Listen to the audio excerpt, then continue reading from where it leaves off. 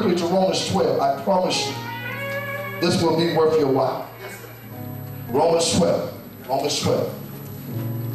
It's almost a twofold processing of assignment here tonight. In Romans 12, I'm reading out of the still NLT translation, so there'll be a few differences, variation of wordings. Romans 12, are you there in the New Testament? Watch. Now I know Romans 12 in the King James Version, the New King James Version says, "Brethren, I beseech you by the mercies of God that you present your body a living sacrifice, which is holy, acceptable unto God, which is your reasonable service.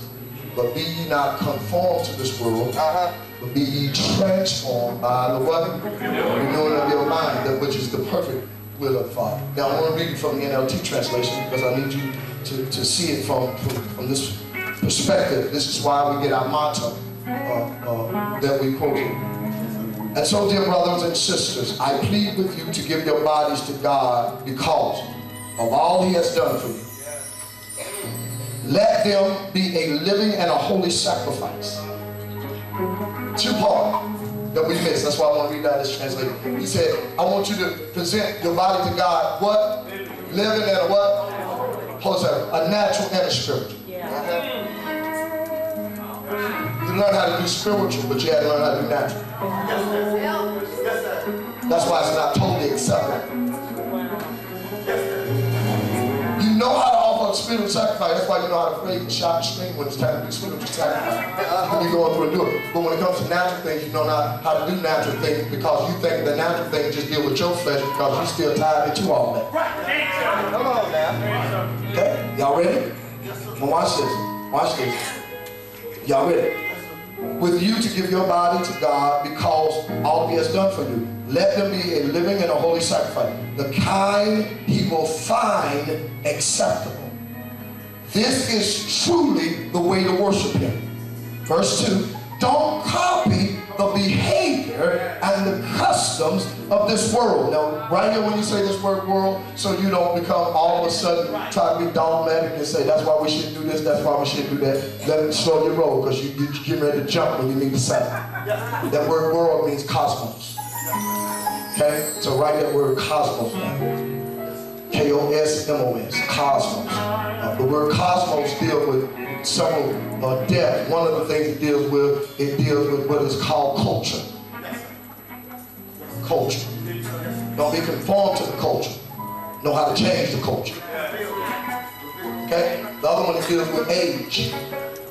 You know, there's one process of thinking that's out. It's called New Age movement. That is not what we're doing. This is not a New Age movement. That's heresy. That's creating your own religion, your own capacity. That's why you see so much new mindset of teaching of what is God, who is God, how God is moving in revolution, evolution, and the hereafter and scientific mindset. I won't get into all that because you're already bored to death with this. And the next thing you have to understand that it deals with mindset, dealing with behavior. And that's one of the things we want to harp on tonight. Okay? Watch it says, "Don't copy the behavior and the custom." What is custom? The tradition of the society or the world, cosmos that you live in. Okay? Because it'll create what is called chaos. Okay? Calamity. Okay, watch this. Watch this. "Custom of this world, but let God transform you into a new person by changing the way you think." We're going somewhere. "Then you will learn to know God's will for you." Okay? "Which is good and pleasing and perfect." Watch this tonight. You're ready to ride a little bit. Find me in just another mindset of what I'm about to do. I want to challenge you guys tonight. Who's writing the book of Romans? Paul. Okay. Who is Paul writing to? Not just Roman. He's writing to the believers that have scattered into Rome.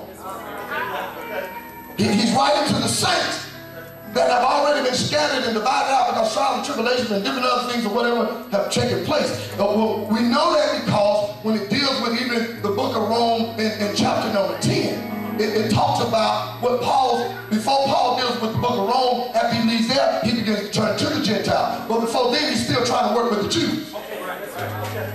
Okay? I need you to get this tonight. I need you to hear me real good. So Paul is talking to who? The believers. Okay, if they are believers, they are saints, right? To be a saint, that means you have accepted what? Christ, which now is what? Salvation. Okay? Need you to follow. No something. Need you to get this. Need you to hear me. You have accepted salvation. You have accepted Christ as your what? Personal Savior. So that means your spirit is what? Renewed. Okay, your spirit's renewed. So the problem here, when we look at Romans 12, he's not trying to deal with that spirit. Come on now. He's dealing with that mind. So what is the dilemma? What do you do when your spirit is saved and your mind is lost?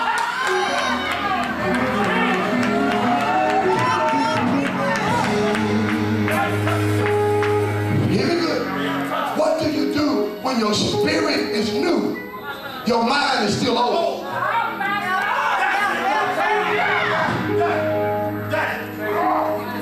What do you do? Because I'm talking to the church now. This is the hand of the believer. The same. Because I'm helping you with some of your problems. And you don't know. Because ain't nothing wrong with your spirit. So you feel like you got it. You do have it in the spirit. But you don't have it in your mind. What do you do when your spirit is forming good habits, but your mind still got those old habits and old behavior?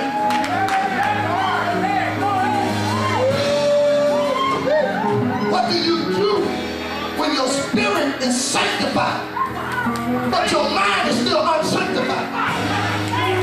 Your spirit is set apart, but your mind is still in bondage. Your mind is still a prisoner, and your spirit is free. Now there's a war in the spirit that's in you and in the mind that struggles through you.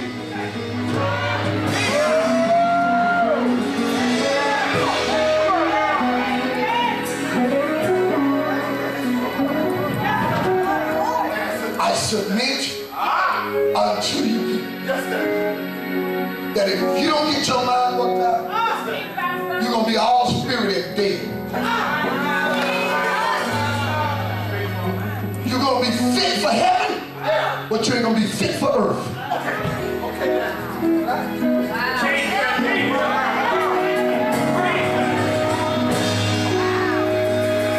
I'm talking with those that have a meek spirit here tonight.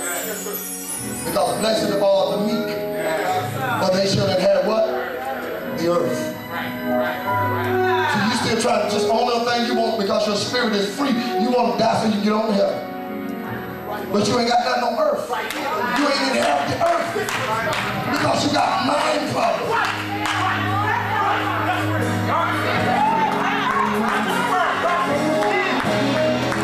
I'm not guessing. I'm not here with assumption. I'm here to stand on the divine word of God. I ain't talking what I heard.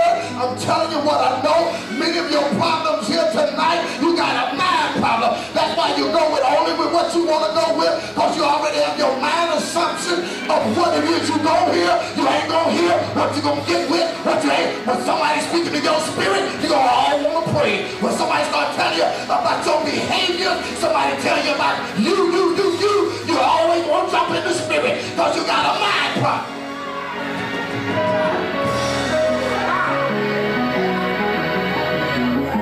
Let me help you. What do you do when your spirit is a butterfly and your mind is still a caterpillar?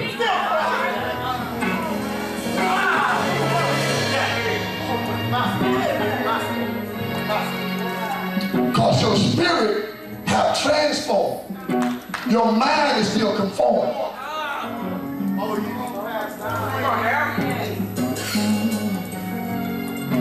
Why did I bring up Paul early?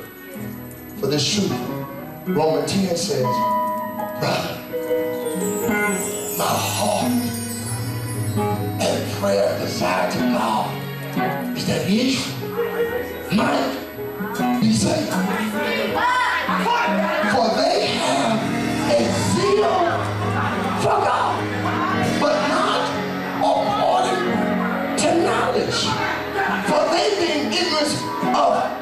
righteousness, have not submitted unto the right of God.